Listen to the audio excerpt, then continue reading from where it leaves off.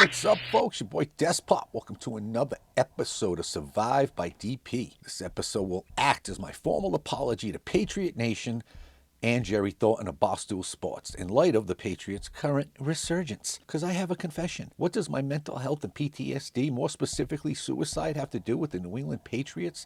And more specifically, Tom fucking Brady? Well, you're about to find out, so let's have some fun with this. But fair warning. The story may sound insane and make no sense to you, but I shed all feelings and fear of embarrassment a long time ago.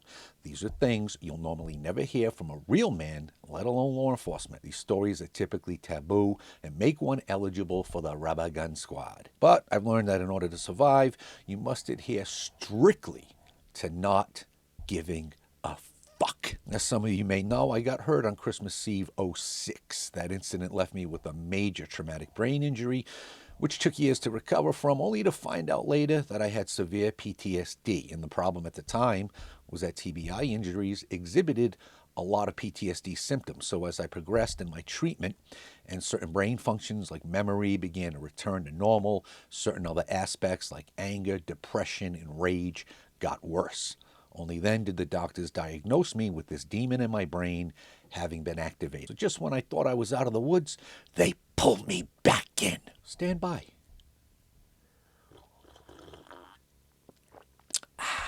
Branding. Well, shortly after that initial injury, which was the result of a violent crime I won't get into today, my beloved New England Patriots were on a hot streak. Undefeated, to be exact. And long before the playoffs that year, in the middle of my mental health battle, as you can imagine, suicide was a constant. I couldn't escape it. And in my psychosis, I started making deals with my tormentor that I didn't know was PTSD at the time. This was very early on. Promises and contracts, right? I was trying to put off my inevitable end by my own hand as long as possible. I obviously wanted more time on Earth with my son, but I couldn't make that the focus. Why is that? Well, because my son was too big to me. He was only 3, but big as like an entity, I guess. He was a major force. And yes, I can say today, he's the only reason I truly made it. But I had to make things simple in my mind because my brain was misfiring big time. So I made these little deals with my devil, with my demon. One of them was, I need to see Tom Brady win one more Super Bowl. Then I have permission to end it. I know, sounds fucking ridiculous, right? Well, little did I know, they were about to go on a major run. 18-0. I haven't even begun my healing, and these motherfuckers are 18-0, one win away from my death. And I'm telling you, it would have happened. This is not a gesture. Nobody knew about this. This wasn't like a fucking plan. I didn't have it written down. There was no suicide notes. But I was too chicken shit to challenge those imaginary demons in my mind. It was more of a vow or like an oath. Well, we know what happened. A loss that under normal conditions probably would have caused a completely sane me to cut my fucking wrists. 18-1? Eli fucking Manning? 90% of New England was suicidal at that point. But was it fate? Did Tom Brady save my life? Honestly, this is not a joke. I obviously would not be here today if they had pulled it off. I was that determined and too afraid to challenge this imaginary entity I entered into an agreement with. 4 years later, it was a different story. By then, the TBI had subsided. My brain was in full repair mode. That's when the PTSD diagnosis hit. And the Pats were back in it against the Giants. Again. Favored to win. Again, and we knew what happened then as well. Well, then I was suicidal because I thought I cursed Patriot Nation. You know, us sports nuts can get very fucking superstitious. In my mind, because I cost them '07, they would never win again. I was the new curse. I was the new Bambino. It's awful how the mind goes to these totally retarded places. Like me? Like I'm the center of the fucking universe? I was so superstitious at the time, I wasn't able to take control of my thoughts, so everything became a game of chance. Now, I'm not suggesting you follow my model to survive. Fuck that.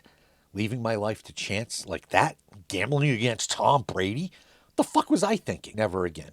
And I would never suggest anyone make that deal with their life. There are better ways. Again, my brain was fucked. 2 simultaneous suicidal afflictions coming at me from all directions, and I was drowning mentally. Point I want to make by putting this retarded story out there is this. Do what works. We're all different. There's no one-size-fits-all treatment. But Don't leave it to chance. Don't ever put your life and death in the hands of a total gamble. No fucking way. Because if they had won it in 2011, I wouldn't have done it, even though I had said I'd do it if he wins one more. By then, the thought horrified me, and rightfully so. They went on to win a few years later, and won again, and won again, and then Touchdown Tommy won one more after that with Tampa Bay. I'm still fucking here. And it wasn't just the Patriots. I often said one more Star Wars movie. Star Wars was my whole existence. After Disney took over, I contemplated ending my life with all the bullshit they put out. Just kidding. Seriously, though. Do better, Disney, or fuck right off. And I'm sure none of this makes sense to you normtards out there.